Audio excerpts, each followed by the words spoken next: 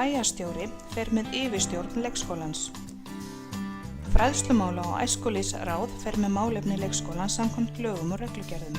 Formaður foreldraráðs fulltrúi foreldra í ráðinu. Þjónustusamningur við skóla- og tómstundasvið Ísafjarðar.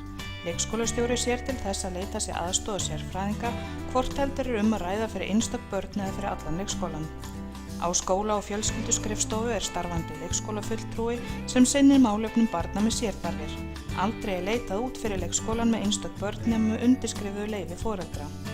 Talkennari sér þau börn sem þurfa aðstoð við málörvun.